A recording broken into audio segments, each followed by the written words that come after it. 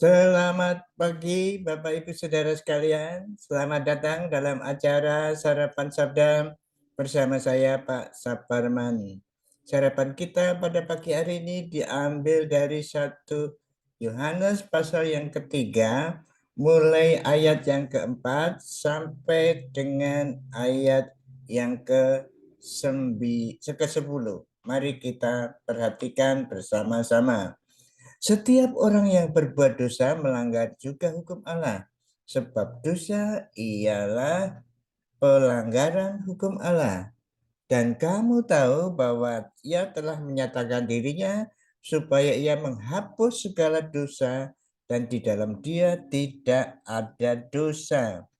Karena itu setiap orang yang tetap berada di dalam Dia tidak berbuat dosa lagi. Setiap orang yang tetap berdosa tidak melihat dan tidak mengenal Dia. Anak-anakku, janganlah membiarkan seorang pun menyesatkan kamu. Barang siapa yang berbuat kebenaran adalah benar, sama seperti Kristus adalah benar. Barang siapa tetap berbuat dosa berasal dari iblis, sebab iblis berbuat dosa dari mulanya. Untuk inilah anak Allah menyatakan dirinya supaya ia membinasakan perbuatan iblis itu. Setiap orang yang lahir dari Allah tidak berbuat dosa. Saya ulangi, setiap orang yang lahir dari Allah tidak berbuat dosa lagi, sebab benih ilahi tetap ada di dalam dia dan ia tidak dapat berbuat dosa karena ia lahir dari Allah. Inilah tandanya anak-anak Allah dan anak-anak iblis. Setiap orang yang tidak berbuat kebenaran tidak berasal dari Allah. Demikian juga barang siapa yang tidak mengasihi saudaranya. Nah, Bapak Ibu Saudara sekalian, ini ayat-ayat yang sulit dimengerti, tetapi ada kata kuncinya di situ adalah kata tetap.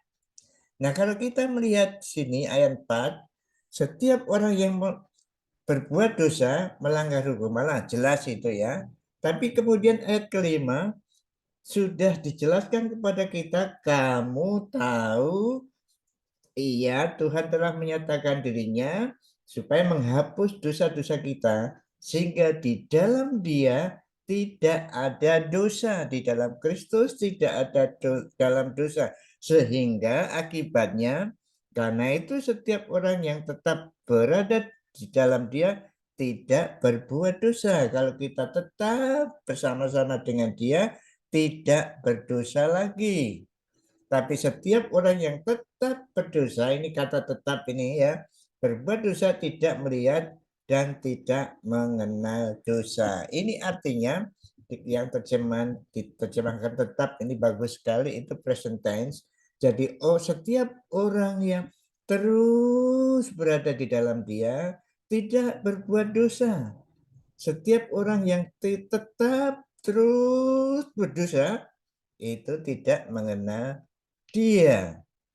Jadi jangan kamu disesatkan katanya. Lalu ayat 8, barang siapa tetap berbuat dosa, artinya terus memang pekerjaannya, kegiatannya, pikirannya, tindakannya, omongannya, semua dosa, terus berdosa. Itu berasal dari iblis, sebab iblis berbuat dosa. Untuk inilah anak Allah datang membinasakan itu. Nah, ayat 9 dijelaskan lagi, setiap orang yang lahir dari Allah tidak berbuat dosa lagi. Maksudnya jelas, orang yang lahir dari Allah hakikatnya adalah anak Allah, tidak berbuat dosa.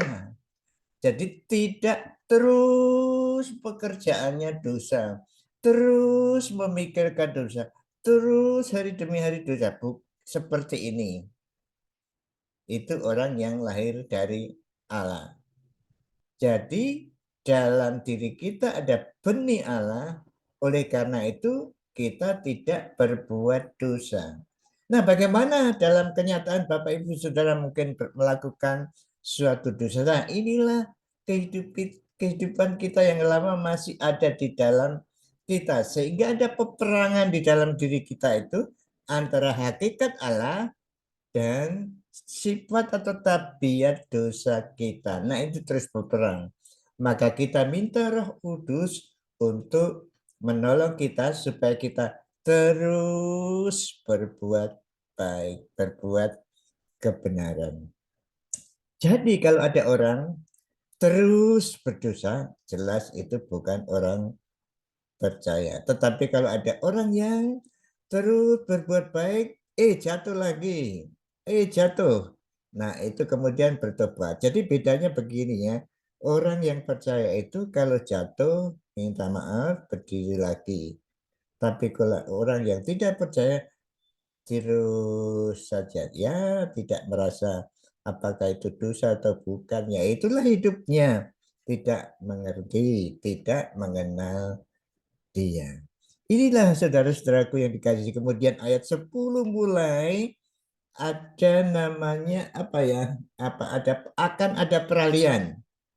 Yaitu inilah tandanya anak-anak Allah dan anak-anak iblis. Setiap orang yang tidak berbuat kebenaran tidak berasal dari Allah. Demikian juga barang siapa yang tidak mengasihi saudaranya. Kemudian Tuhan Yesus menjelaskan ini oleh penulisnya, dijelaskan bahwa nanti berikutnya itu tanda-tandanya orang yang lahir dari Allah itu mengasihi saudaranya. Tapi nanti akan dibicarakan berikutnya. Tapi yang jelas di sini bahwa orang percaya yang lahir dari Allah itu perbuatannya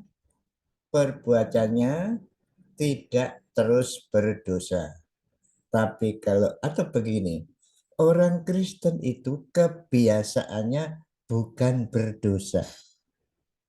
Tapi kalau orang yang belum percaya, kebiasaannya berdosa. Jadi kebiasaan saudara dan saya yang percaya kepada Tuhan Yesus itu tidak berdosa. Nah, memang jatuh kadang-kadang, tapi itu bukan kebiasaan. Itu insiden. Nah, mungkin istilahnya begitu. Biasanya kebiasaannya tidak berbuat dosa, tapi ya ada jatuh tapi bangun lagi. Mungkin penjelasan yang agak bisa dimengerti seperti itu. Mari kita Bapak Ibu Saudara, kita tetap di dalam Dia, di dalam firman-Nya, tentu saja merenungkan dan melakukan, itulah kita menghindari perbuatan dosa, mencegah dosa.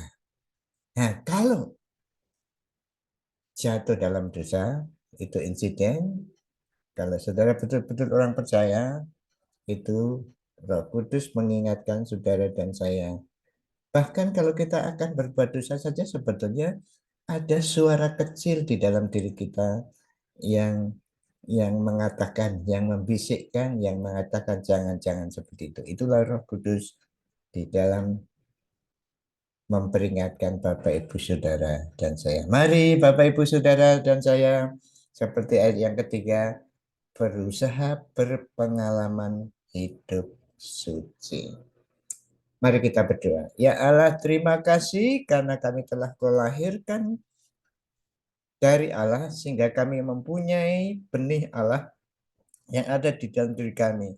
Namun hidup lama kami, tabiat lama kami masih bercokol, dan kami mohon ya Allah Roh Kudus menolong kami untuk mengalahkan keinginan-keinginan tabiat lama ini.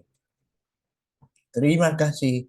Hari ini biarlah kami hidup terus di dalam Engkau dengan bersekutu dengan Engkau melalui pembacaan firman-Mu, merenungkan firman-Mu, dan menanggapinya dalam bentuk kata-kata, pikiran, dan perbuatan.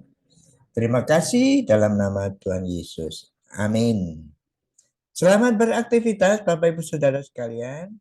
Jangan lupa COVID belum selesai. Mari kita tetap jaga prokes.